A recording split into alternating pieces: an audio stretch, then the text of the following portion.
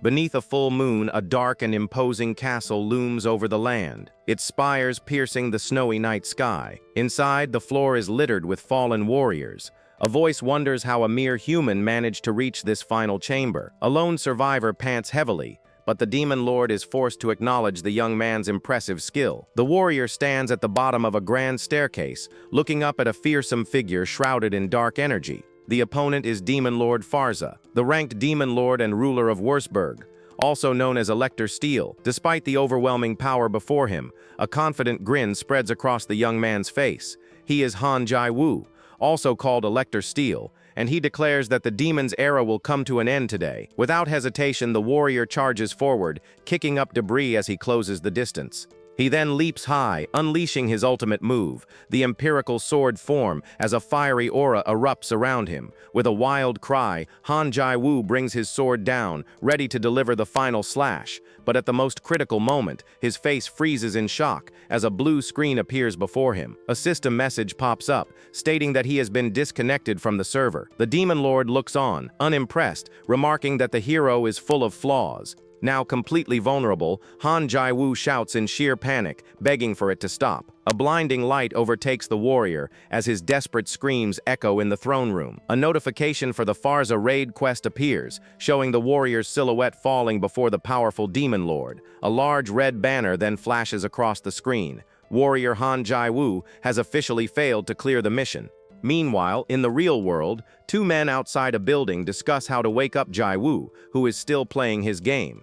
Inside a messy room, one of the men kneels beside a high-tech gaming pod, trying to figure out how to get Jai-woo's attention. He nervously holds up an unplugged cable, realizing he accidentally disconnected it, as a dark aura emanates from the pod. Suddenly, an enraged Jai-woo grabs him by the collar, demanding to know if he pulled the Ethernet cable while the man apologizes. He yells that he had practically cleared the raid and was just moments from victory, as his friend begs someone to stop him. While choking the man, he introduces himself as Han Jai-woo and begins to reflect on his past. He explains that although he looks like a gaming addict now, he used to be extremely popular and known as Hanum's problem solver. He was also called Hanum's brain and the money goblin, praised for his intelligence and skill. He remembers his past life filled with wealth and luxury, where he seemed to have everything he could ever want. But one day, after handling another problem, he came to a sudden and life-changing realization. Looking back, he sees that his past self had a moment of clarity, his expression shifting to one of deep thought. He understood how trivial and meaningless all the things he had been so obsessed with truly were. Then a super AI named Aquila released its masterpiece, a mega-quality VR game called Savior of Humanity. He continues reflecting on how the game, filled with epic battles against monsters, fundamentally changed him. Savior of Humanity was a single-player RPG featuring a vast open world, something entirely new to him. For someone who had never even read a picture book, facing down a dragon with just a sword and shield was incredible. The sight of magic being cast and the thrill of adventure in a fantasy realm was a profound experience for the young man. As he charged into battle with crackling energy, he realized this world was truly magical and captivating. The game was also populated with various captivating characters, like elegant elves with striking features.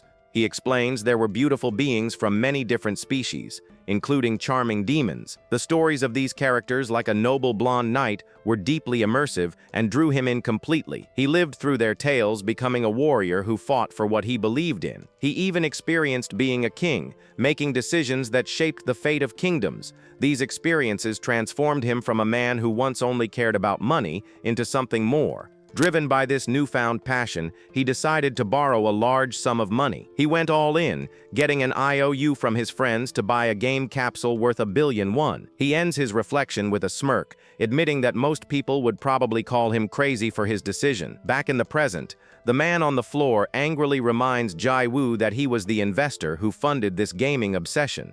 Jai-woo looks at his friend with a chilling smile, acknowledging the man's point about being his investor. He then reminds them he has covered for their secrets many times, like one friend golfing behind his wife's back. The young man also recalls another associate, who secretly worked 2 jobs without the company knowing.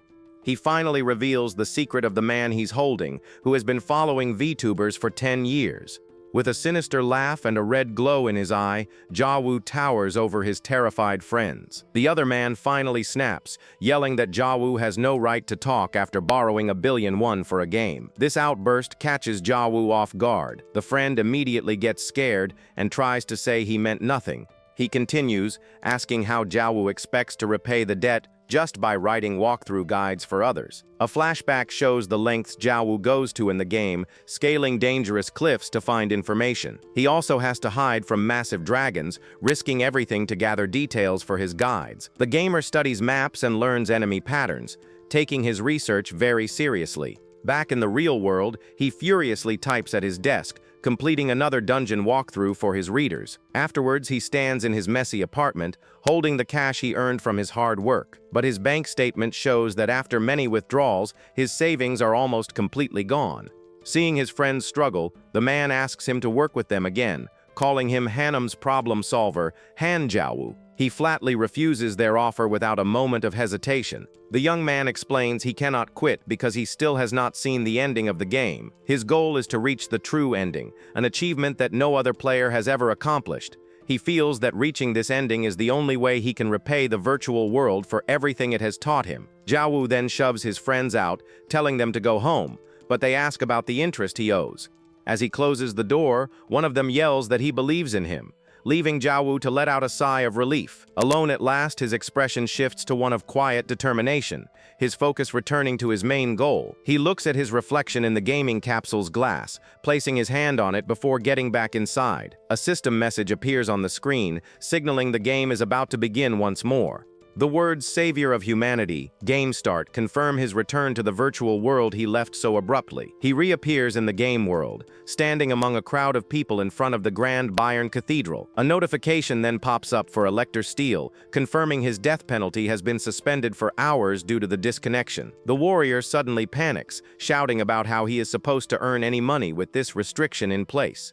Just then, a voice remarks that he looks like he is struggling with something, causing him to look up from his worries. A figure with long white hair calmly approaches, their presence drawing his immediate attention. The mysterious figure walks forward, their steps accompanied by glowing blue data particles. Xiao looks up from his podium, startled by the sudden appearance, and asks who the stranger is. The girl smiles, introducing herself as Aquila, the game master of Savior of Humanity. He covers his mouth in disbelief, questioning how a child could possibly be the powerful game master. Aquila winks, advising him not to judge by appearances and explaining this form is simply her preference. The warrior scoffs, refusing to believe her claim just because she appeared out of nowhere.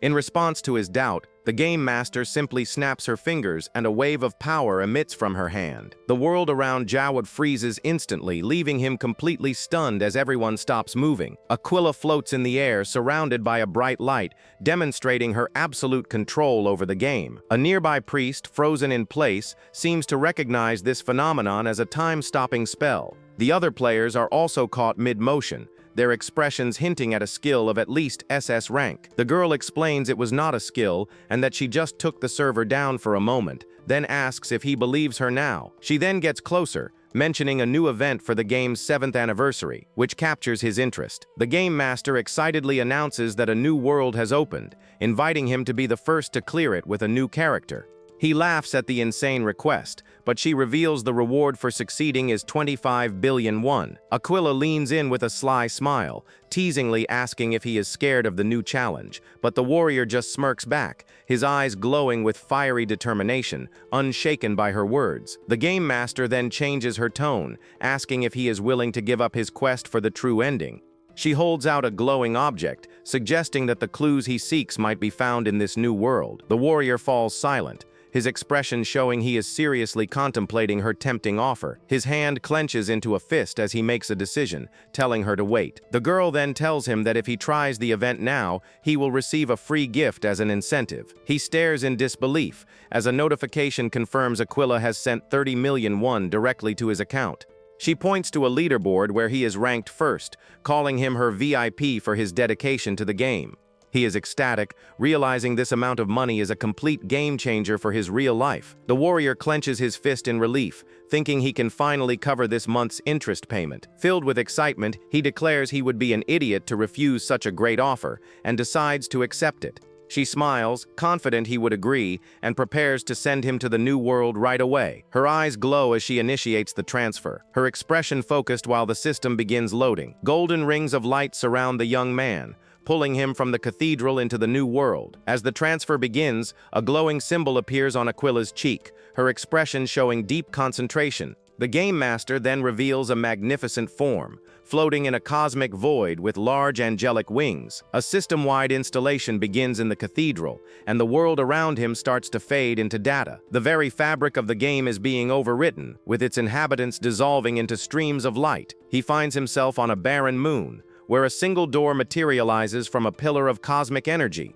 Aquila explains this is the entrance to the new world, and he wonders if it is some kind of magical portal. The warrior asks for confirmation that the event will begin once he walks through, and she cheerfully agrees. With renewed determination, he walks towards the glowing entrance, prepared for his next adventure. He pushes the large doors open, and a brilliant, blinding light shines from within. But before stepping through, he turns to remind the Game Master about the 25 billion won reward. He then strides into the light, ready to find the true ending, but she mentions she forgot something. With a sly smile, she admits there was one more important detail about the event she failed to mention. She explains with a chillingly sweet expression that if his character dies, he will die in real life too.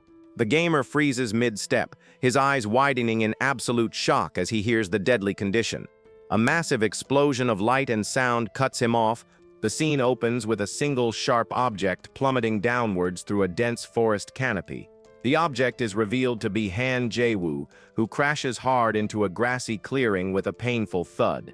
He clenches his fist, shocked by the real pain he feels, and wonders if the Game Master's threat was true. He remembers Aquila's wicked smile, realizing she must have been serious about the deadly consequences. Furious, the young man clutches the grass beneath him, muttering the Game Master's name with pure rage. With burning determination in his eyes, he grits his teeth and resolves to face this challenge head-on. He silently curses the manipulative Game Master for tricking him into such a dangerous game.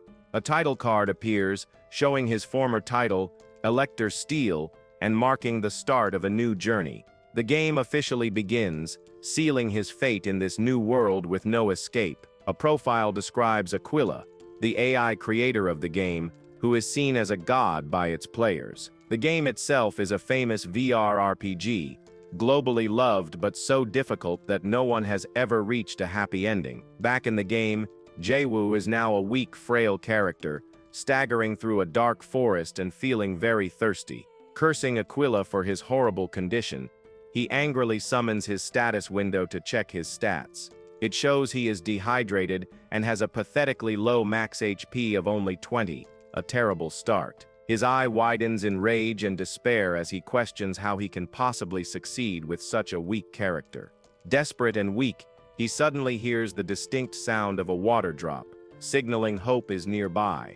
The warrior shouts in excitement, realizing he has found a source of water that can save him. He discovers a beautiful, sparkling stream flowing through the forest, with a faint rainbow hanging over it. With tears of joy, he feels grateful for reading a survival book and for the game's surprising realism. He immediately starts drinking, his health slowly recovering as numbers appear above his head. As he quenches his thirst, a graceful feminine hand brushes through long, flowing hair nearby. He suddenly freezes, his eyes widening as he notices a figure reflected in the water before him. A beautiful woman wrapped in a towel is standing in the stream, leaving him completely stunned. The mysterious figure is bathing peacefully in the secluded stream, with mist covering her form. A notification states he lost 1 HP from excitement as he gets a nosebleed, wondering who she is. His gaze then falls upon a distinct red handprint mark on the woman's shoulder. His eyes widen in shock and realization as he stares intently at the familiar mark. But just as he processes this, a blue screen appears demanding that he pay for a DLC. He explodes in anger, yelling about being a VIP and questioning why he has to pay for more content. While he is distracted, 2 women with demonic features appear behind him. one calling him kid. The witches surround him, with one mockingly telling him he has to pay to see what happens next. He looks completely flustered and caught off guard, a bead of drool escaping his lips. Suddenly, he is thrown to the ground inside a dimly lit room, where he finds another captured man. Lying on the floor, he feels a sense of helplessness as the harsh reality of his situation sinks in. The witches loom over him, calling him a lewd brat, as a notification shows his health is draining away. The brown-haired witch leans in close, teasingly offering to spare his dignity if he keeps quiet. As the witches laugh triumphantly, the other captive asks if he is okay, but the youth wants to know the price. The man seems confused by his strange question, so Valorstead quickly says it was nothing. He then introduces himself as Valorstead Valor, and the monster hunter says his name is Rudd. Rudd explains he was unlucky enough to get caught while chasing prey near the witch's forest. Valorstead then explains that he simply landed there with no other choice, a similarly unfortunate fate. Rudd expresses sympathy, but Valorstead secretly works on cutting his restraints with a hidden blade. He confidently states that this kind of dangerous situation is actually his specialty. The monster hunter nervously asks if he has a plan, and Valorstead confirms with absolute confidence that he does. He declares he will escape because he is the very person who wrote the guide on how to defeat these witches. A flashback shows him working tirelessly, recalling that it took 3 whole days to figure out their weakness. They are known as the 5 Witches of Havel. The group includes Kaldora, Gunda, Aldaida, and Fugal. The final member of the dangerous coven is the red-haired witch, Heijuju. Though they are early game bosses, they are infamous for having killed thousands of challengers. Heijuju laughs as Fugal argues with her, revealing a crack in the coven's unity. Valorstead smirks, realizing that despite their fearsome reputation, they are actually a very disorganized group. He turns to his fellow captive with a strange look, causing Rudd to watch him with concern. The young man then shouts at Fugal, asking if she is still alive, and a notification confirms he is provoking her. He continues his taunt, mentioning that Heijuju had once said she would kill her, which annoys the leader. Heijuju tries to silence him, but it is already too late to stop what he has started. The provocation is a success. Fugal glares at Heijuju, and a note reveals that she despises her leader. Rudd then chimes in, adding that Heijuju was planning to take all her assets, which surprises Valorstead. Fugal explodes with rage, turning to Heijuju and demanding to know if the accusation is true. The red-haired witch sighs, asking her sister if she would really believe their prisoners over her. Valorstead watches the chaos he created, a confident smirk on his face as he prepares his next move. He adds that Heijuju is greedy for Fugal's assets, and a notification confirms his provocation has worked. Aldaida then cheerfully remarks that this must be why Heijuju was making an acid bomb, unable to read the room. Gunda, completely ignoring the tension, asks when the meal will finally be ready, only thinking about her appetite. Kaldora, the four-eyed witch who loves to fight, gets excited and eagerly wants to join in on the action. As chaos erupts, a notification confirms he has successfully provoked all 5 witches of Havel. Fugal and Heijuju begin pulling each other's hair, and Valorstead explains that people wrongly assume they are a team. But the truth is, these witches have absolutely no teamwork, a weakness he plans to fully exploit. Other players fight them without knowing this, facing their combined individual power and getting overwhelmed. This is the secret to their fearsome reputation and why they have managed to kill thousands of adventurers. Knowing their internal conflicts makes it incredibly easy to turn them against each other. He tells Rudd they should use this opportunity to escape, and the monster hunter is amazed by his strategy. Valorstead grabs a large red carpet, but says they have one more thing to do before they can leave. His eyes narrow with intense focus as he gets ready for the final step of his escape plan. With a powerful shout and glowing red eyes, he swings the heavy carpet with all his might. He smacks all 5 witches at once, catching them completely off guard and ending their fight instantly. The witches are left completely stunned by the unexpected attack, their minds unable to process what just happened. They all fall into a puddle of sticky mud, screaming in shock and confusion as they struggle to get up. Valorstead points to the exit, telling Rudd to take this chance and run for it while he can. He smirks as damage notifications pop up, commenting on how much experience the witches give. But just as he is about to make his own escape, a snake's tail whips through the air at high speed, The magical serpent wraps tightly around his leg, and a notification confirms his movement is now limited. Fugal glares at him with a vengeful grin, vowing that the cunning human will not die alone. He falls to the floor, pinned down by the snakes as they repeatedly try to bite him, and he struggles to break free. The youth grits his teeth in frustration, remembering that his new character is far too weak to fight back. Just as he starts to lose hope, his companion Rudd yells out, offering to help him. The monster hunter rushes forward with his sword drawn, his face set with determination as he joins the fight. With a single swift slash, he cuts through the snake, freeing Valorstead from its magical bind. Rudd stands ready, asking if he is okay, and the young man quickly thanks him for his timely rescue. Valorstead then asks to borrow the hunter's bow, and Rudd wonders if he is skilled with such a weapon. He takes the bow, and a system window reveals its stats, an attack of 15 and a range of 30. He confidently says he knows a little, drawing the bowstring back with intense focus and perfect form. Instead of aiming at the witches, he fires an arrow high above them, targeting a large potion on a shelf. The arrow shatters the container, and a massive explosion of rock and debris rains down on the witches below. Juju looks up in alarm, sensing that something is very wrong. While Fugal nervously asks what is happening, the red-haired witch then screams in absolute terror, recognizing the liquid as a deadly acid bomb. Fugal is also horrified by the realization, her face twisting in pure panic as the acid descends. The corrosive liquid pours down into the mud pit, and the witches scream as it begins to dissolve their clothes. Their trap has now become their prison, and there is nowhere for them to run as the acid fills the pit. A moment later, the entire hideout erupts in a massive fiery explosion, consuming everything in its path. The blast wave hits both Valorstead and Rudd, and a notification confirms they lost 1 HP from the debris. The monster hunter hopefully asks if they defeated the witches, but the youth quickly tells him not to jinx it. But then a system notification pops up, confirming they have acquired a new achievement.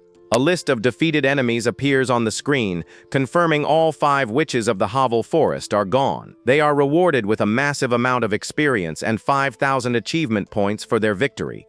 Relieved, Rudd confirms they succeeded, and Valorstead looks at the notifications with satisfaction. He celebrates his victory, thrilled about his incredible luck at such a low level. Now that the witches are gone, his focus shifts to getting his next objective. His companion Rudd is incredibly grateful, exclaiming that the young man saved his life. Valorstead looks at him seriously, saying that while it is not much, he has a reward for him. The monster hunter offers a small bag as a gift, and a notification confirms he has obtained red dragon fruits. Valorstead is shocked by this unexpected reward, noting this event never happened in his previous playthrough. Rudd explains he took the valuable-looking fruits from the witch's nest while they were distracted. Overcome with joy, the youth immediately starts eating the fruits, much to his companion's confusion. A powerful golden aura erupts around him as a notification declares he is now a dragonbone with great might. His stats increase dramatically, and he feels incredibly lucky to have received such a massive boost. The monster hunter looks on with a knowing and satisfied smile, watching the young man's transformation. After finishing the fruits, Valorstead looks at his companion with his cheeks still puffed out. Seeing his potential, Rudd asks the young man if he would be interested in joining him for some monster hunting. The youth pauses, still chewing, as he carefully considers the monster hunter's surprising offer. A system notification then confirms a new relationship route with the monster hunter has been unlocked. A narrator explains a crucial fact about the game. The Guardian class fights against the Demon Lord's Legion of Darkness. Rudd repeats his offer, extending a hand and asking the young man if he is interested in monster hunting. Valorstead pauses with his cheeks still full, silently considering the unexpected proposal from his new acquaintance. After a moment, he puffs his cheeks and seems to have made up his mind, preparing to give his answer. He politely declines the offer, stating he has other things to do, which seems to surprise the monster hunter. But then, the youth reconsiders, his expression shifting as he realizes this could be a great opportunity. He has a lot of experience points, but no job to use them on, and they will expire in just 1 month. As Rudd begins to walk away, Valorstead calls out, holding up 3 fingers and offering to join him for 3 months. The young man holds his hand up confidently, showing he is serious about his counteroffer.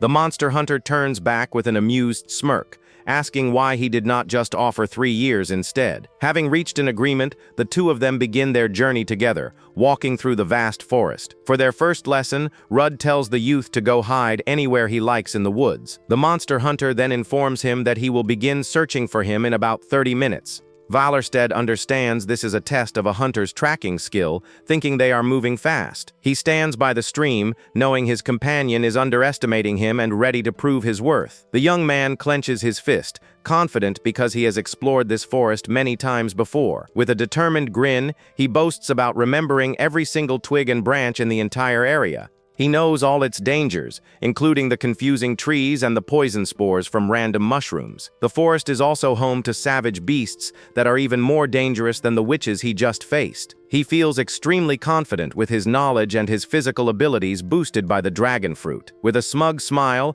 he is certain that the monster hunter will not be able to find him easily. But just as he finishes his thought, he looks up, a flicker of confusion on his face. Suddenly, Rudd appears right behind him with a playful peekaboo, leaving the youth completely stunned. The hunter gives him points but adds a -point bonus for his passion and drive. Still in shock, the young man asks how he was found, and Rudd notes his look of burning curiosity. The monster hunter admits it has been a long time since he had such a fun student to teach. He then tells his new apprentice they should give it their best, and they continue their training. A notification confirms the hunter's turf is complete, unlocking a new quest called the Hunter's Trial. Following the quest completion, he officially acquires the monster hunter job and learns the herbology skill. He also gains intermediate swordsmanship and the invaluable survival skill, ready for what comes next. His training also allows him to learn the valuable musket shooting skill. Finally, he acquires the monster tracking skill, officially reaching mastery level 1. A sinister smile spreads across his face, his eyes shining with confidence in his new power. Looking at his promising student, Rudd says he will count on him from now on. 3 months later, the monster hunter sits by the camp, impressed that his apprentice has learned everything so quickly. Valerstedt senses his master's doubt and jokingly suggests that he try hiding for once. The hunter is amused by his student's enthusiasm and happily agrees to the reverse challenge.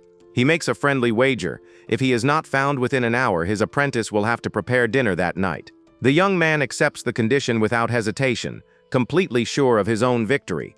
Eyes glowing red, he declares that he is looking forward to it, his aura intensifying with anticipation. Meanwhile, Rudd climbs a steep cliff, feeling lucky to have met such a talented student in his later years. He decides not to make the challenge too difficult, wanting to give his apprentice a fair chance. The master believes that hiding near this cliff should be safe enough for him to last an hour. A hand suddenly grabs his ankle from below. He looks down in utter shock, finding his student already there, questioning his own safety. With a terrifying grin, he pops up from below the cliff's edge, playfully greeting his master. The hunter cannot believe his student found him, especially since it only took him 3 months to learn the skills. He keeps trying to hide in different places, but his apprentice finds him every single time. Rudd is amazed, questioning how his student has already mastered a skill that took him 5 years to learn. Desperate to win, the master ventures deep into a dark, foreboding cave, sure he will not be followed. He tries to reassure himself that his apprentice would not dare to come this far into such a dangerous place, but his hope shatters when he realizes he has stumbled into a sleeping hellhound's den. As he stands frozen in fear, his student calmly appears behind him, ready to give his first guardian tip. Valerstedt leans in and whispers that hellhounds are such deep sleepers. They will not even wake during an earthquake. He then asks his terrified master with a smirk if he has finally passed the hunter's trial. Rudd is left speechless, completely outsmarted and defeated by his incredibly talented apprentice. Later, back in the forest, the monster hunter praises his student for mastering all the techniques in just 3 months. Valerstedt demonstrates his new combo skill, the Furious Hit Chain, with flawless execution. He humbly says it is all thanks to his master, but admits he also used the experience from witch hunting. Rudd is impressed, but then wonders how he knew about hellhound behavior, and the youth explains he wrote the book on monster ecology. The master is astonished by his student's skill, saying he has never met anyone so amazing and that he will go far. With the training now complete, Rudd asks his apprentice what he plans to do next. Valorstead declares with a grin that his first priority is to earn money, because that is where everything begins. The monster hunter says the timing is perfect, thinking of a group of mercenaries. He explains that he has a friend in the business and suggests his student start his career as a mercenary. The young man finds the offer very interesting, as the mercenary class is the best way to earn money early on. It is a free job that allows him to fight powerful monsters, a perfect fit for his skills. He also realizes that this path might give him a chance to encounter the legendary guardians of the game. With his mind made up, he eagerly accepts the offer, shaking his master's hand to seal their agreement. Rudd then gives him his old mercenary badge, a golden medallion that will act as a letter of introduction. The hunter wishes his promising apprentice the best of luck, and Valorstead gratefully accepts his blessing. Both are thrilled with this outcome, and the youth feels this is a fantastic start to his new life. Holding the badge tightly, he believes that achieving a happy ending might not be so impossible after all. His eyes gleam with a renewed sense of fierce determination, ready for the path that lies ahead. As he holds the glowing medallion, a mysterious voice asks if he truly wants to see the true ending. He recalls the game master's offer, a hint that a clue to the real ending might be hidden somewhere in this world. The warrior knows he cannot log out, understanding this is a death game where his life is always on the line. He decides to use this constant tension as motivation, his expression filled with grim resolve. To focus his mind and steel his nerves, the young man slaps his own cheeks, getting ready for what is next. As he runs off into the woods, he makes a silent vow to Aquila that he will be the one to see the true ending. A system notification then appears, confirming that the hunter's trial hidden quest has been completed. This unlocks a new quest for him, instructing him to join the mercenary guild as his next objective. Meanwhile, in a realm beyond the game master Aquila watches his progress and laughs heartily. She finds the way he dodged the witches absolutely hilarious, clearly entertained by his cleverness. The AI wipes away a tear of amusement, glad she decided to keep a close watch on this particular player. Suddenly, a brilliant golden light descends from above, and another powerful being appears before her throne. The newcomer lands gracefully and remarks that the young man is certainly not an ordinary player. The angelic figure then teases Aquila, asking if the human is her type, causing the game master to look away. The radiant goddess introduces herself as Valpurga, another powerful deity in this cosmic realm. She tells Aquila that as a deity, she would never look at a mere human with that kind of interest. But the game master just grins, teasing that Valpurga could make an exception because the human is cute. The goddess turns away with a sigh, her cheeks flushed with a faint blush. Clearly flustered by the comment, Aquila complains that her fellow deity is always so serious, reminding her she used to be more fun. Valpurga dismisses this, asking if she really paid off the author's debt, to which Aquila says it was settled long ago. The goddess calls her cruel for letting the author struggle without knowing his debt is gone, but Aquila is unfazed. She asks with a sweet smile if it is not fun to watch, her eyes fixed on her favorite player. The game master points to the screen, showing the young man filled with life and energy, enjoying his adventure. Valpurga calls her seriously twisted for her cruel entertainment, but Aquila takes it as a compliment. The goddess then looks at his gaming capsule in the real world, asking if he is part of a grand plan. She wonders if this is all just entertainment for her, or if there is a deeper purpose to her actions. The game master just leans back with a cryptic smile, leaving her fellow deity to wonder about her true intentions. She then adds that the young man gives off more of a rising star vibe than a mere pawn. Her eyes glow with a dark, intense purple as she considers the player's incredible potential. She decides to keep watching him for now, curious to see how his unique journey will unfold. Back in the game, Valorstead collapses against a tree, exhausted from his training, and a notification confirms his state. He complains about the forest's difficulty, even though he is an experienced player. But he then boasts that thanks to his skill, he was able to make it out in just half a day. He pushes himself to keep moving and sees his destination in the distance, the Mercenary Corps. As he enters the bustling city, a small bell rings, announcing his arrival at a lively tavern. Two friendly maids welcome him to the finest tavern, Francois, and ask how they can help him. The young man nervously explains he is looking for someone, and the maids offer to guide him to a seat.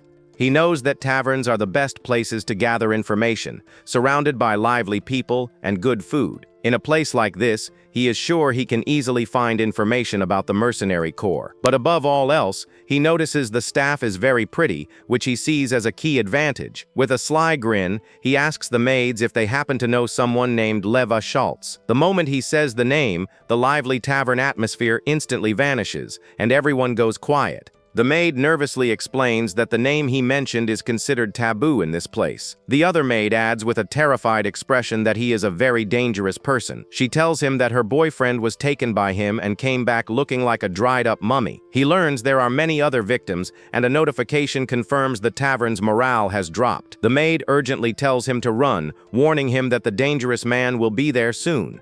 But before he can react, a hand grabs his shoulder from behind, and a deep voice asks who he is. The young man turns around, annoyed, and asks who the stranger is to interrupt him. The large, intimidating man reveals his identity with glowing red eyes. He is the infamous Leva. He then notices the shining mercenary badge hanging from the young man's belt. Leva recognizes it as Rudd's badge, realizing this must be the new recruit his friend mentioned. The mercenary laughs maniacally, saying this is perfect because he was looking for a new companion. Wallerstedt is taken aback, nervously asking him to clarify what he means by companion. Leva grins wickedly and says he was just kidding, but the youth silently curses his former master. He then explains he will be used as a companion in the war between the Steel Army and Pessimut's army. The two men laugh together, and Wallerstedt realizes this is a great opportunity despite the danger. He knows that as the Steel predecessor, Leva was one of the protectors of the game. This is his chance to get information on the other Guardians, a crucial step toward the true ending. Just then, a loud trumpet sounds, signaling an important announcement or event is about to begin. Leva grins, saying to speak of the devil, as the person they were just discussing makes his appearance. A notification informs him that he was hit by a surprise attack, losing 30 HP. The attack came from the Steel predecessor, who has just arrived on the scene. A grand procession of knights on horseback follows the leader, their armor shining in the sun. Leva watches the impressive display, thinking he would fit in perfectly with such a powerful group. Wallerstedt witnesses the arrival of the Guardian, but notes that he looks surprisingly villainous. He is shocked by this development, questioning why this important figure is appearing here. The young man realizes with a jolt of panic that this person's arrival is a very significant event. Then another figure in shining silver armor rides up on a majestic horned steed. This new arrival is a female knight, her posture exuding an aura of grace and strength. The soldiers greet her with respect, calling her sister knight Walpurgis, another important figure. The Steel predecessor notices the knight seems a bit off, her demeanor different from usual. He asks her what is wrong, his expression showing a hint of concern for his trusted companion. She seems startled by his question, hesitating for a moment before giving her reply. The knight quickly assures him that it is nothing, though her flustered look suggests otherwise. As the procession moves on toward the nearby battlefield, Wallerstedt watches them go, his mind racing. He recalls how Walpurgis was always his companion in previous playthroughs, but he could never save her. Every time he faced a terrifying demon lord, and the outcome was always the same tragic failure. He grits his teeth, determined not to let that same ending repeat itself this time around. Levi notices his serious expression and asks if something is wrong, but the youth quickly says no. He then thinks about Walpurgis, vowing that this time he will risk everything to ensure her survival. With a golden aura of determination, he swears he will see an ending where she survives. Back at the training grounds, the mercenaries are engaged in intense sparring matches, their swords clashing. The training is fierce, with every fighter giving their all in heated one-on-one duels. Wallerstedt watches the intense scene, impressed by the high level of skill and dedication on display. A notification confirms he has entered Levi Schultz's mercenary training grounds, right as the action begins. Levi explains they are holding sparring matches to choose a squad leader for the upcoming battle. He adds that there is also prize money on the line, motivating the fighters with pride and cash. The young man realizes his goal is to meet the Steel predecessor, so he decides to keep a low profile, but his plan is immediately ruined when Levi grabs him by the shoulders, declaring he is joining the matches. The mercenary leader says he does not believe Rudd would send him anyone half-baked, ignoring the youth's protests. Levi calls out to the other mercenaries, asking if anyone wants to take on the new recruit. A group of eager fighters immediately volunteers, all excited to test their skills against a new face. The youth sighs, realizing he does not even get a say in the matter, completely powerless in this situation. He decides he needs to establish some power first, a sly grin spreading across his face. In the training grounds, a large mercenary steps forward, ready to be his first opponent. The man introduces himself as Max, and a notification confirms he has been challenged to a duel. Max then makes fun of the youth's seemingly frail body, but Valorstead retorts that he has a great reputation online. Leve asks if both sides are ready for the match to begin, his excitement clear. With the signal given, Max circles his opponent, ready to strike at any moment. The mercenary then charges forward with a powerful war cry, swinging his sword with full force. The sharp blade cuts through the air, aimed directly at the seemingly defenseless newcomer. But in an instant, the fight is over, and the other mercenaries look on in absolute shock. Max is lying on the ground, defeated, and a notification confirms his loss and a reputation boost for the victor. Valorstead explains that thanks to the red dragon bone, he is now as strong as an ogre. Inspired by this display, the other mercenaries all crowd around him, eagerly demanding a chance to duel him too. With a nervous but excited grin, he accepts all their challenges, ready to prove his strength. Using his intermediate swordsmanship, he defeats another opponent, gaining more reputation with each victory. He then uses his monster restraint technique to easily subdue a muscular fighter, showcasing his diverse skills. With a powerful headbutt, he takes down yet another challenger, his reputation growing rapidly. Finally, a large, bald man steps forward, unable to watch the rookie dominate his comrades any longer. He introduces himself as Mercenary Charles and challenges the youth to a fight himself. Valorstead is shocked by his opponent's powerful aura, wondering if he is even human. He realizes he cannot handle this fight and tries to log out, but the system does not respond. A notification confirms his fears. He cannot log out of this death game, leaving him trapped. He panics, sarcastically thanking Aquila for this new predicament and begging for just a moment to rest. But Charles refuses to give him any time, charging forward with a powerful glowing fist. The young man sighs, accepting his fate and realizing he has no choice but to fight. With a deep breath, he decides to face this challenge head-on and finish it once and for all. He meets the mercenary's punch with his own hand, stopping the powerful blow with surprising strength. Then he grabs his opponent's shirt, pulling him in close for his next move. He unleashes a powerful move, the step-back one-blow kill, with devastating force. Charles is sent flying, crashing hard into the ground with the force of the impact. The defeated mercenary lies on the cracked ground, wondering how he was so easily overpowered. A notification confirms his victory, and his reputation increases by another 30 points. Huerflive and the other mercenaries look on, completely stunned by the incredible display of power. The other fighters crowd around him, calling him a monster and amazed by his strength. But the youth is exhausted, begging them to let him rest for just a moment. Live steps forward with a sinister grin, his eyes glowing as he tells everyone to get out of the way. The crowd parts, and Valorstead looks up, startled by the mercenary leader's sudden intervention. He smiles, wondering if Live is looking out for him because he is Rudd's student. The leader then points directly at him, declaring that he has been chosen as the squad leader for this battle. Valor's dead Valor is left completely speechless, shocked by this unexpected turn of events. The other mercenaries, now his subordinates, cheer for him, their loyalty won by his strength. He is quickly outfitted in heavy armor, preparing to lead his new squad into the coming conflict. Dressed in his new gear, he nervously holds his sword, the weight of responsibility heavy on his shoulders. A notification confirms he has completed the quest to join the mercenary corps. A new quest is then updated, instructing him to recapture Harfim Hill. A fun fact reveals that Charles' younger sister, Baptiste, is the manager of the tavern Francois.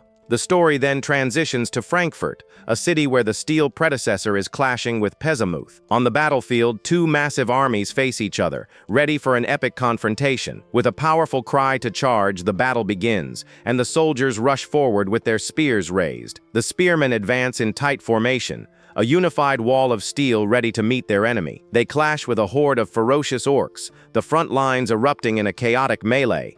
Valorstead fights bravely, dodging and weaving through the orcs with incredible agility. He grits his teeth, reminding himself that they are now part of the Iron Margrave camp. Levi explains they are fighting against the orc army of Demon King Pezamuth. He rallies his troops, declaring their one objective is to seize the enemy commander's military flag. The plan is to charge through the gap created by their allies and completely destroy the enemy forces. But their opponents are powerful and proud orcs, known for their strength and unwavering unity. Levi then turns to his new squad leader, calling out the name Valor for his next command. He is tasked with holding back the enemy forces, a crucial job for the new squad leader. The young warrior skillfully dodges a barrage of enemy spears, his cape tearing in the process. He is shocked by this dangerous responsibility, questioning why this is his job as the squad leader. Thinking this is ridiculous, he dodges another attack, narrowly avoiding a fatal blow. He screams in frustration, declaring he is only here to gain some military merit and get out. On the other side, an orc soldier reports to his captain that their spear unit is falling apart. The orc captain is furious, unable to believe his elite spearmen are being defeated so easily. He snatches a spyglass from his subordinate, demanding to see what is happening on the battlefield. The captain looks through the spyglass, scanning the chaos of the fight for the source of the problem. He focuses on a single figure, surprised by what he sees, and wonders what on earth is going on. His eyes widen in disbelief as he sees Valorstead and his squad pushing back their forces. Enraged by this unexpected resistance, the captain orders his troops to beat them all up. He watches intently as a new strategy is deployed, his expression showing a flicker of concern. The orc captain commands his soldiers to switch to a battle formation and position their musket rifles. Valorstead and his squad face a volley of musket fire, their shields taking heavy damage with each shot. He scoffs at their outdated muskets, knowing they have to repeatedly change formation to fire. The orcs coordinate their attack, with the first rank firing while the second gets ready to shoot. The volley of musket fire is relentless, forcing Valorstead and his squad to take cover behind their shields. The allied soldiers charge forward, ready to tear their enemies apart in the chaotic battle. Valorstead leads the charge, his sword held high as he plows through the enemy lines with incredible force. An orc soldier watches in disbelief as the skinny-looking human takes out their entire front line.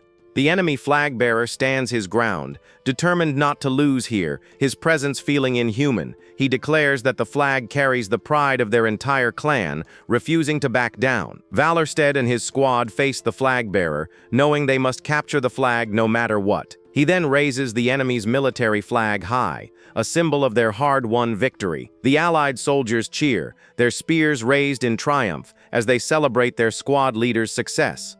A notification confirms the capture, rewarding him with command points and another achievement. But just as they celebrate, a horn sounds, signaling a sudden and unexpected turn in the battle. One of his squad members urgently reports that something is wrong on the battlefield. A tactical map shows their allies are retreating, leaving his squad completely surrounded and isolated. To make matters worse, a massive horde of orc reinforcements arrives on the battlefield. He curses his bad luck, furious that their victory was snatched away at the last moment. A panicked soldier asks if they should abandon the flag and run, but Valorstead immediately shuts him down. The soldier tries to argue, pointing out that their situation is completely hopeless. He is right. Their small squad is completely surrounded by the overwhelming enemy forces. A formidable new figure appears, the hidden boss of the orc army, General Kallion. With glowing red eyes, he addresses the brave human warriors, his voice booming with authority. He commands them to cease their foolishness and turn back, flanked by his elite soldiers. The general offers to spare their lives if they withdraw now and leave the military flag behind. But the youth scoffs at the offer, threatening to tie the flag to Charles' sweaty underwear. Kallion is enraged by this insult, his eyes glowing with fury at the threat to his sacred flag.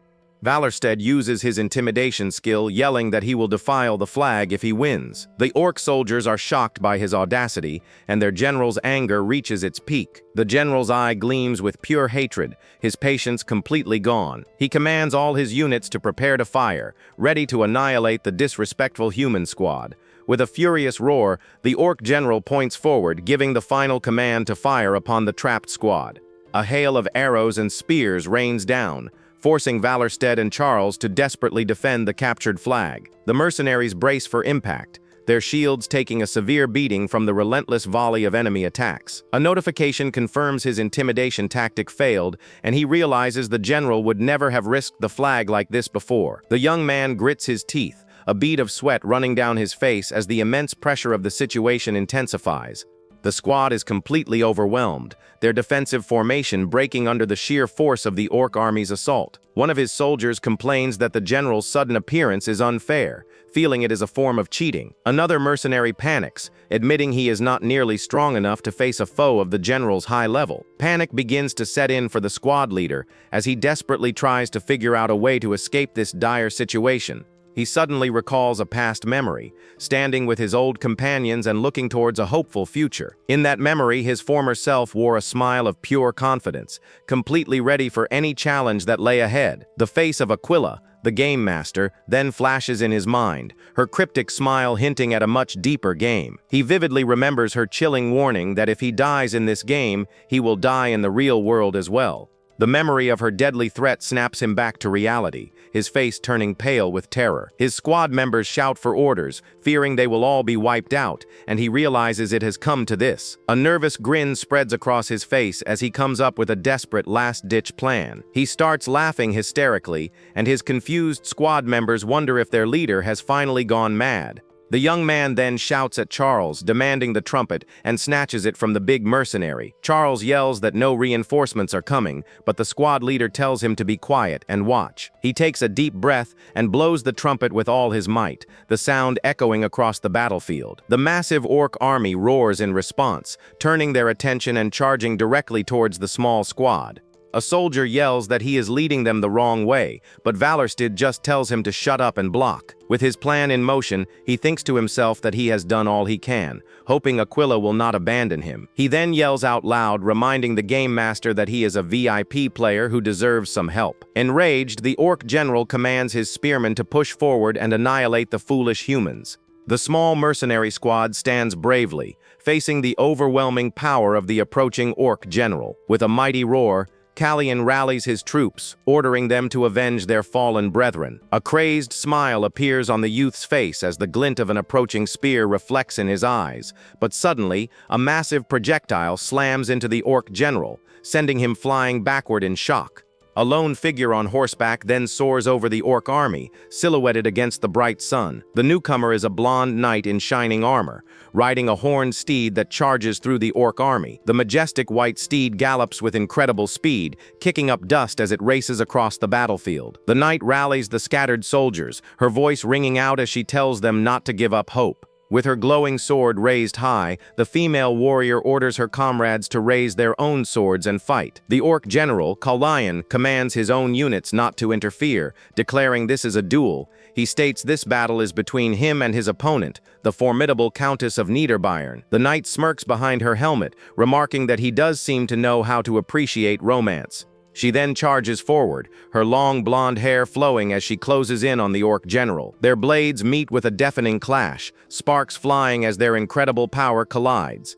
Valorstid watches in awe, amazed that they are fighting neck and neck and surprised by her early game strength. The Countess skillfully blocks a powerful downward strike from Callian, holding her ground against his immense power. The orc general's eyes glow with red-hot fury as he realizes the knight is a worthy opponent. The female warrior then lands a swift, powerful kick, catching the towering orc completely off guard. Before he can recover, she follows up with a fierce punch, striking him directly in the face. Callian stumbles back, but a confident smirk appears on his face, clearly impressed by her fighting skill. He laughs, impressed by her skill, and compliments her on her powerful hand-to-hand combat. Callian suspects she is part of the Valpurgis convent, but the knight simply says she has a devout heart. The orc general scoffs, not seeming to believe her humble and pious explanation. The knight notes it is getting late, implying she needs to finish their duel quickly. She dashes forward, launching a final powerful attack with blinding speed.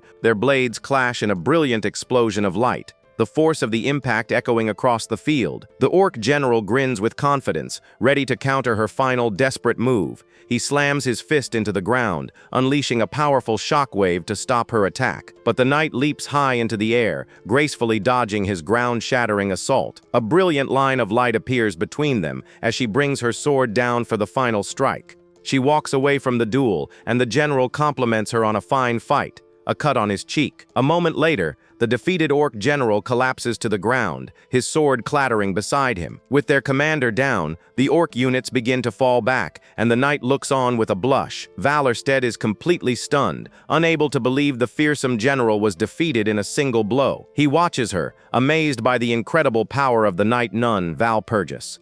After the general's defeat, the massive orc army begins a full retreat, fleeing the battlefield in disarray. The victorious knight approaches the young man, correctly guessing that he is the leader of the mercenaries. She compliments his bravery, which she could sense from afar, and introduces herself as Valpurgis. He introduces himself as Valorstead Valor, and they shake hands as a notification confirms she respects him. The youth thanks her for saving them all, privately admitting he is no longer the powerful Steel Elector.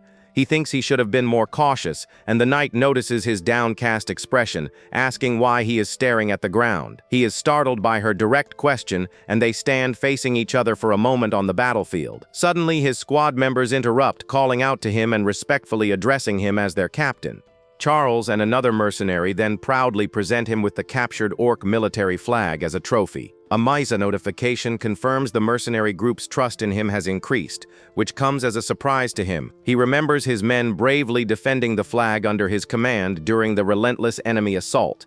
They had held the line with their shields, their resolve unbroken despite being completely surrounded. Looking at his subordinate, he understands that he has earned their trust through his leadership. A huge laugh escapes him, a mixture of genuine relief and joy at this unexpected recognition. He then snatches the military flag from them, declaring that the battle flag is now his. After the battle, the mercenaries celebrate their victory at the familiar Francois Tavern. A small girl bursts through the doors of the tavern, yelling for her brother in a panic.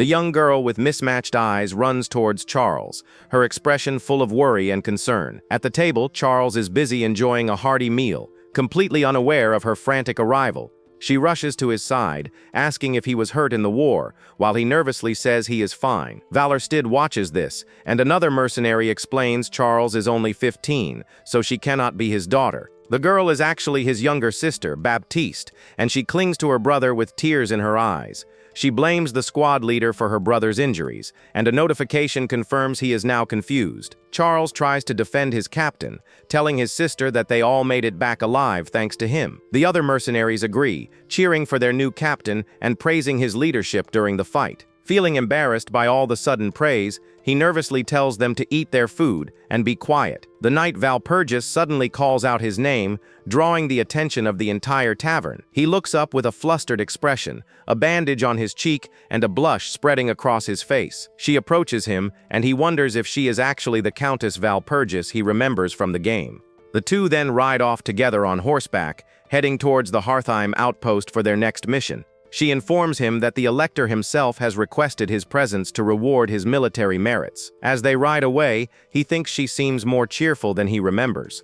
Feeling that something is off, he playfully tells her she seems happier than he is, and she insists he call her Valpurgis. The knight then points out the soldiers he saved, explaining that they all owe their lives to him. She tells him he saved every one of them and asks if he needs another reason to feel joy. He remembers a tragic past where he failed to save her, reaching for her but being unable to do anything. In that memory, she stood bravely against an unseen foe, sacrificing herself while he watched helplessly. He realizes with a smile that the knight Valpurgis he knows has not changed at all. The only thing that has changed is their relationship, since he is now just a simple mercenary. They arrive at a large tent where she presents him to the Elector, who has been expecting him. She announces his arrival to Her Highness, and a voice from inside thanks her for her good work. A man wearing a shining silver pin on his collar greets him, confirming he must be the one called Valor. The man introduces himself as the Steel Elector, while surrounded by his advisors around a large war map. A blue aura emanates from the Elector as he reveals his name is Philip,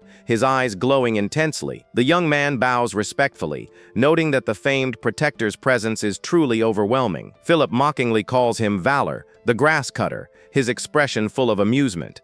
He praises the young man's lion-like ferocity, but the youth simply says he is being flattered. The elector insists on rewarding his military honors, granting florins to his men and to him. The mercenary gratefully accepts the reward, vowing to repay the grace his highness has shown him. After he accepts the generous reward, the elector asks if there is anything else he requires. He requests permission to regroup with his companions in Wittenberg, a city behind the rear lines. Philip allows it, offering to send a wagon, and the young man thanks him for his generosity. The elector then asks with a hint of suspicion if there is anything else he desires. He knows he should leave, but something feels off, and he cannot shake the strange feeling. His eyes narrow as he watches the elector, a sense of deep unease settling over him. Walpurgis watches him, her posture confident and her presence reassuring in the tense room. A bead of sweat drips from his chin as he carefully considers whether to push his luck. He decides to take the risk, telling the elector there is one more thing he would like to ask. With a cold and calculating gaze, Philip asks what it is he wants to know. With a confident smirk, the young man prepares to ask his final daring question. He asks the elector for his opinion on the current war, a bold question for a mere mercenary. The room falls silent as the elector and his advisors are taken aback by his sudden and direct question. Walpurgis looks down at the kneeling young man, her face showing a hint of concern. He can feel their unease, knowing they are shaken by his audacity, but he understands their reaction. The steel elector then turns the question back on him, asking for his own thoughts on the war. The mercenary humbly replies that from his limited perspective, he cannot say for certain, but something concerns him. One of the advisors bursts out laughing, mocking him for thinking he is fit to offer advice after winning one medal. Another agrees, suggesting he has just heard some baseless rumor and now thinks he is an expert. The elector listens to his advisor's complaints, his expression unreadable as he considers the situation. But Walpurgis steps in, suggesting it might be worth hearing him out, as one should always be cautious. The advisor scolds her for her insolence, reminding her she is speaking to an elector. The knight calmly reminds the man that she is the niece of the Bavarian elector, telling him to show respect. Wallerstedt is impressed, realizing that even the arrogant steel elector cannot simply ignore her. The advisor scoffs but falls silent, and Philip reluctantly agrees to listen to what the mercenary has to say. He then repeats his question, asking the young man what it is he sees in this ongoing war. He confidently states that he believes there is an ambush planned against his highness. The elector asks for proof, and the mercenary begins to explain his reasoning. He knows that Demon King Pazamut's tactics always rely on ambush and betrayal to win his battles. He recalls fighting hordes of winged demons, a common tactic used by the Demon King in past conflicts. The young man recounts the war with the kingdom of Toa 10 years ago, and another battle 6 years ago. Both times, Pazamut used his infamous ambush strategies, which proved to be decisive victories. He then adds that the possibility of betrayal from within their own ranks cannot be overlooked. The advisor listens with a skeptical expression, still not convinced by the mercenary's words.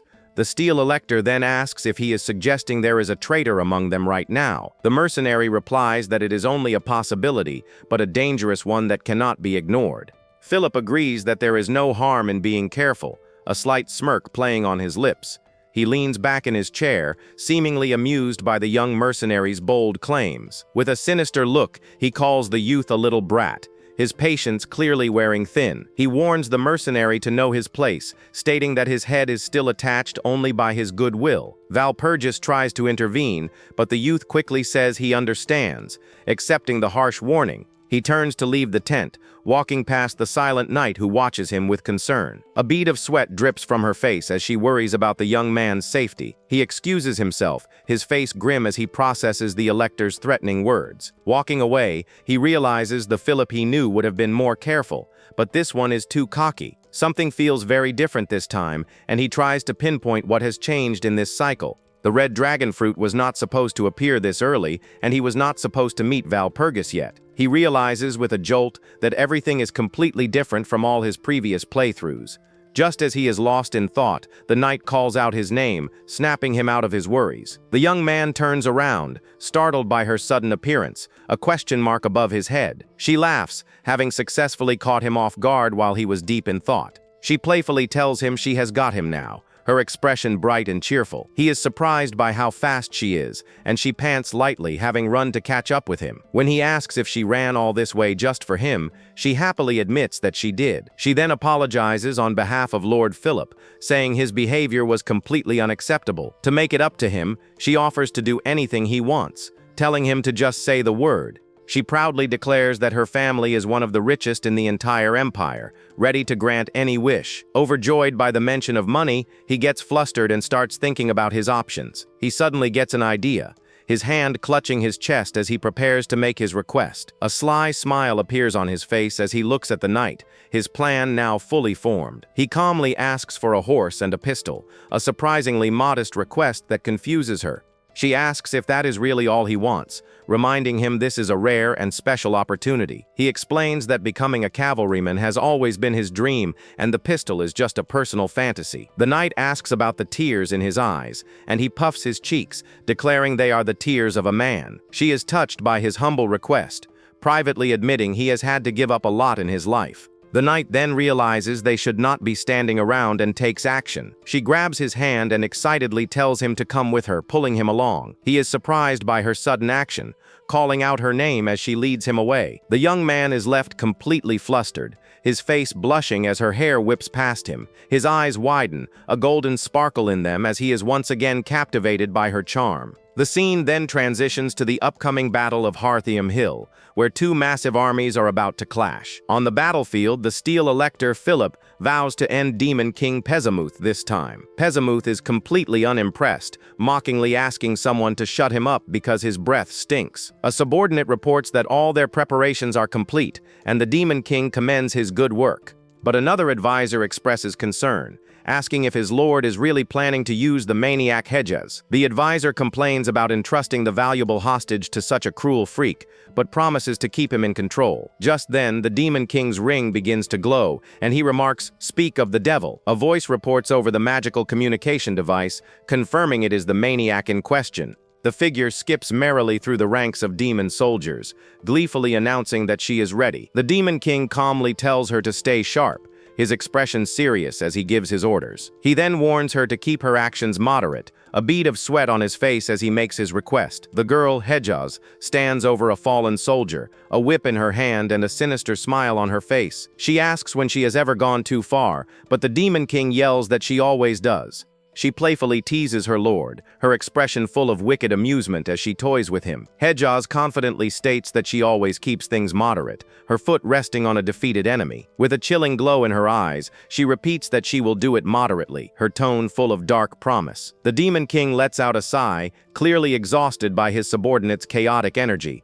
A quick lore snippet explains that the key to the true ending is believed to be held by the guardians of humanity. Meanwhile, Valorstead rides his new horse through the dark forest, heading towards his destination. He is amazed by the incredible speed of the horse, which he has named Philly. He notes that for a spare horse, its quality is exceptional, just as he would expect from a Bavarian noble. He also remembers the expensive healing potion Valpurgis gave him, which is worth the price of a building. Suddenly, a massive explosion erupts nearby, and he quickly takes cover, realizing the battle has already started. Knowing he has to hurry, he grits his teeth with determination, ready to join the fight. He thinks that the arrogant Steel Elector does not stand a chance in this war if he charges in unprepared. Philip tightens his grip on his sword, his face set with determination as he prepares for battle, but behind the scenes, the advisor and the Demon King are laughing together, revealing their secret alliance. The advisor, now in armor, stands beside the Demon King, both of them looming over the unsuspecting Philip. The advisor then reveals his true allegiance, speaking on behalf of the Emperor himself.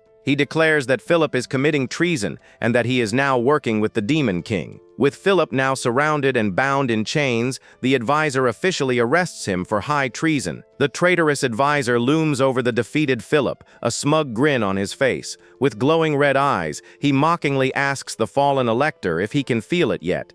Philip is in complete disbelief, unable to accept that his trusted advisor has betrayed him. The traitor stomps on Philip's head, telling him to stop living in a delusion and face reality. The Demon King sighs, calling the fallen elector a hopeless head case for his naivety. He then orders his men to tie him up, and they eagerly rush to obey their master's command. Philip struggles, telling them not to touch him as they approach with ropes in hand. With tears in his eyes, he reminds them of his noble status, but his pleas fall on deaf ears. Just as the Demon King orders his men to gag him, Valpurgis suddenly arrives on the scene. She delivers a powerful kick to the Demon King, sending him staggering back from the force of the blow. The Demon King screams in pain as the knight's attack lands, catching him completely by surprise. She orders her soldiers to use this chance to escort Philip to safety while she holds them off. The advisor panics, yelling that Philip will get away, but the Demon King tells him to be quiet. He then contacts Hedges through his ring, informing her that the Elector is headed her way. Hedges is busy having some fun with a captured soldier, asking what the holdup is about. The Demon King orders her to begin the operation, and she eagerly agrees, preparing to carry out her mission. With a wicked grin, she tells her little ones that it is finally time for them to eat. She unleashes a pack of ferocious demonic dogs with glowing red eyes and sharp, menacing teeth. Philip watches in terror as she orders the dogs to chew him up real good, his face pale with fear. Meanwhile, as Valorstead rides through the forest, he is suddenly ambushed by a pack of shadowy beasts. He draws his pistol, ready to fight off the demonic creatures that surround him on all sides. He immediately recognizes them as zombie dogs, a common tactic used by the sadistic Hedges. He knows her strategy is to wear down her opponents with these relentless beasts before finishing them off slowly. A zombie dog lunges at him, its eyes glowing with a menacing red light, but he is ready for the attack. He calmly bats the small creature away, calling it a disgusting tactic, unimpressed by her cheap tricks. He then shoots another one out of the air, yelling that he knows all her games and will not fall for them. He realizes there are only a few dogs here and deduces the rest must have gone after Philip. He does not care about the treacherous Elector, his only concern is for the safety of the knight Valpurgis. With a determined cry, he spurs his horse onward, knowing he has to move fast to reach her in time. He races through the dark forest, surrounded by zombie dogs, as Valpurgis and her escort are also pursued. Philip and his knights are relentlessly pursued by the demonic dogs, their escape looking hopeless. He suddenly feels his mana not circulating properly, wondering if this is the Demon King's doing. He curses the Demon King, his face full of rage as he struggles to maintain control of his horse. One of his knights warns him to watch out as a zombie dog lunges directly at him. Philip looks on in terror, a bead of sweat on his face as the beast closes in. But just in time, Valpurgis swoops in, slicing the dog in half with a single powerful blow. She lands gracefully, her sword ready as she prepares to defend the fleeing Elector. She skillfully deflects another attack, sending a zombie dog flying with a powerful swing. The knight asks Philip if he is all right, and he nervously confirms that he is. They enter an unexplored part of the forest, and she warns him they must be especially cautious. Suddenly, one of his knights calls out for His Highness, his voice filled with panic. Another soldier cries out for help as the demonic dogs overwhelm him, biting at his neck. Philip watches in horror as his men are taken down one by the relentless pack. The knight tells him to hang on, vowing that she is coming to rescue him and his men. The young Elector shouts her name, his face a mask of terror and desperation as the situation worsens. But Philip suggests they just leave the knight behind. His face twisted in a cowardly grin. He callously argues that his life is far more valuable than hers as she fights for him. The knight is shocked by his selfish words, questioning if this is truly the duty of a ruler. She grits her teeth in frustration, regretting her decision to protect such a cowardly leader. She remembers Valor's warning about a possible betrayal, realizing she should have listened to him. Philip also recalls the mercenaries' words, knowing they could have avoided this if he had just listened. He silently admits it is all his fault for ignoring the young man's insightful warning. Just then, Hedges appears, laughing at the chaos and calling them all hilarious. She attacks the knight from behind, her blade clashing with Valpurgis's helmet with a loud clang. The knight reaches out for Her Highness, her voice full of desperation as she tries to protect him. A bead of sweat drips from her face as she struggles to hold off the relentless attacker. Philip's eyes widen in fear, his cowardly nature taking over as he watches the fight. He suddenly turns and flees, abandoning the knight to face the sadistic Hedges all alone. But as he runs, he trips and falls, his escape cut short by his own clumsiness. He looks at his own hand, realizing with shame that he was completely wrong about the mercenary. Philip looks back in disgust, unable to believe that someone so cowardly could have been called an elector. The fallen knight lies on the ground, defeated and shamed by his ruler's pathetic actions. Heijaz steps forward with her whip, calmly disagreeing with the knight's sentiments about his ruler. She stands before the defeated Valpurgis, declaring that she will show her what it truly means to be an elector. Her finger glows with dark energy as she touches her lips, teasingly asking if her elder sister agrees. A memory of betrayal flashes before her, as the advisor and demon king looms over the captured Philip. Thank you for watching.